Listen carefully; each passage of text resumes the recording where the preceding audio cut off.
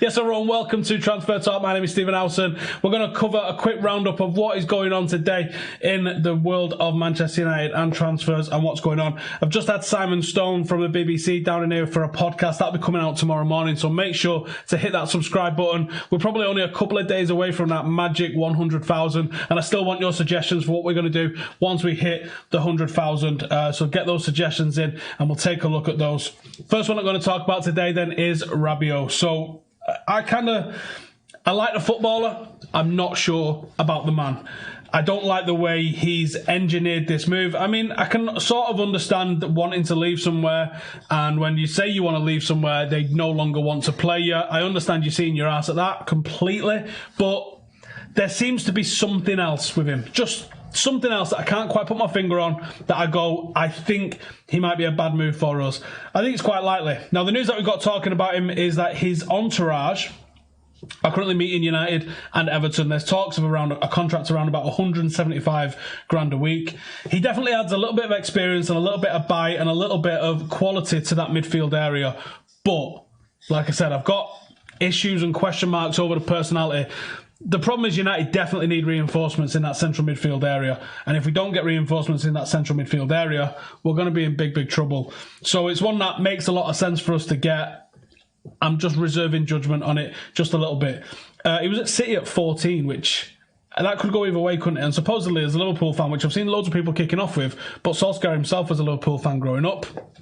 Maybe he changed his mind as he got into it. Ligt is the next one that we're going to talk about then. So there's, of course, news to talk about with Ligt. You're looking at probably the best, most talented defensive player in the world available for absolute peanuts. Loads of talk that United was going to get him, loads of talk that Barcelona were in for him, and that seemed to me like the most obvious destination for him to go to. I felt like United was always down that list, but the closer it's got, the more real it becomes. The more you get hopeful and you're like, maybe we can actually pull this off here and actually sign the guy. Then the news has sort of started to emerge today that Juventus are about to make a £75 million bid for him, and you go, well, that's that then. That's probably that, innit? Done. 75 million, Juventus, it makes a lot of sense. I don't think it's a done deal, because I think that even though Juventus have paid crazy wages for Ramsey, Ronaldo, can they pay crazy wages for a defender that's 19? I think this is where United might hold all the aces. Although I think Raiola quite likes Juventus and possibly likes them more than United. So we're going to see on that one. I think Juventus entering the fray, though, is a real player and one that we definitely have to be wary of. Next one to talk about then is Bruno Fernandes. Now, with all the hype about Bruno Fernandes, all the hype going on about João Felix, they're not the same player, but they operate in similar sort of areas of the pitch. Different way of doing it, but similar areas of the pitch. I see a lot of people making starting 11s with United having both of them in there, and I just don't see how that would work, to be honest. Given the experience, the age, and all the other factors considered, Bruno Fernandes is the one that I would like to see in a United shirt over João Felix.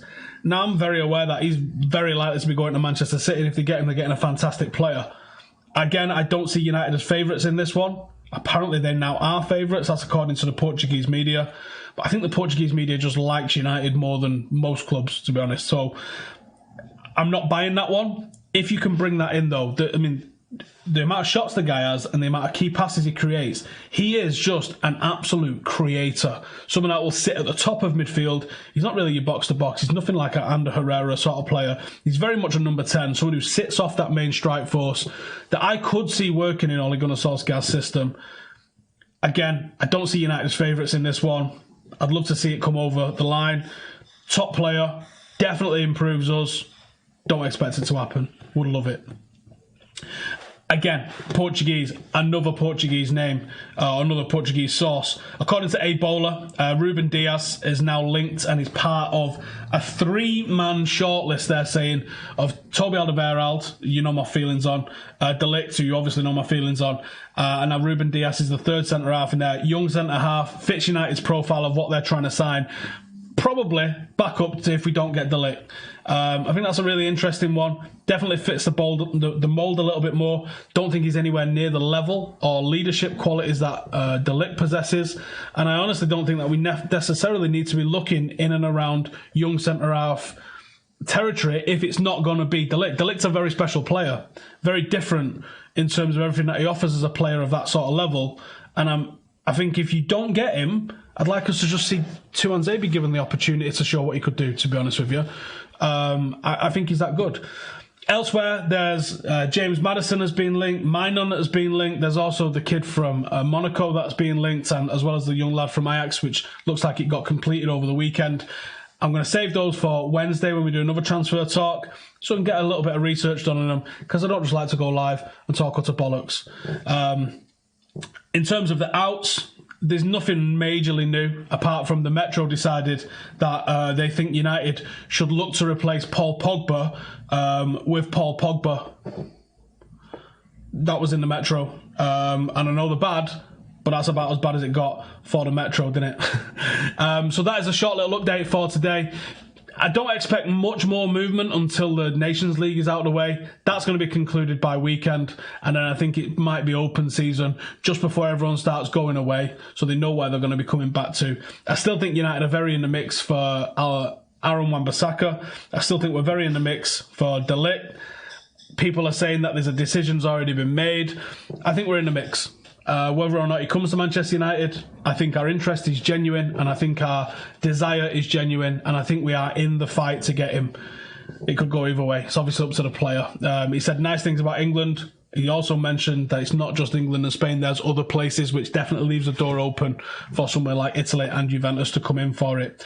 But that's it for me today. Thank you guys for tuning in. Make sure to like the video.